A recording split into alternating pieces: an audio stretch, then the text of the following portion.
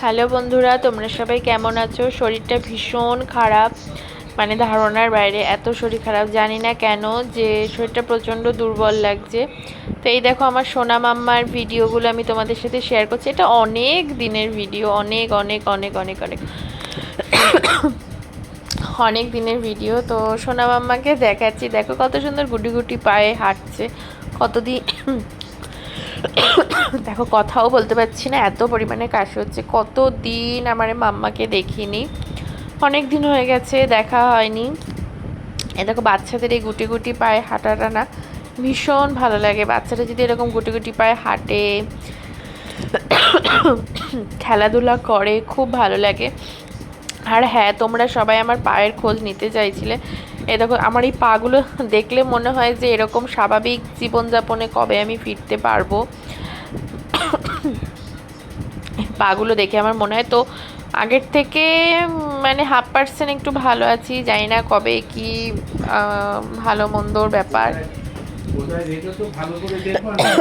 আর তোমরা সবাই কি করছো অবশ্যই কমেন্টে আমাকে বলো যে তোমরা কি করছো।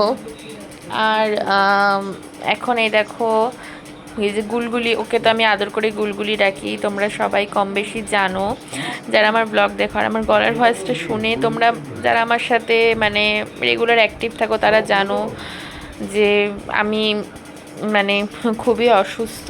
আর মানে যাই হোক, সব মিলিমিশে তোমরা কেমন আছো কমেন্টে বলবে। আর জানো, যারা তোমাদের সাথে কিছু বিনিময়ে তোমাদেরকে ভালোবাসবে, তাদের সাথে কখনোই কোনো কোনো কোনো কোনো কোনো সম্পর্ক বলো, যাই বলো, কিছুতে জড়াবে না। কোনো কিছুর বিনিময়ে কোনো কিছু পাওয়া যায় না। এটা আমাদের প্রত্যেকের ভাবা উচিত যে কোনো কিছুর বিনিময়ে কোনো কিছু পাওয়া যায় না। তো হাত ধরে ধরে হাঁটাচ্ছিলাম আমি ওকে, জানি না আবার কবে ওকে দেখতে পারবো আমি।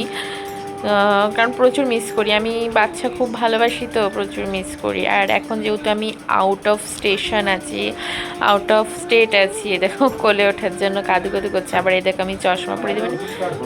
ওকে আসলে আমি এত মজা করি, ওকে আসলে প্রচুর মজা করি, খুব মজা করি।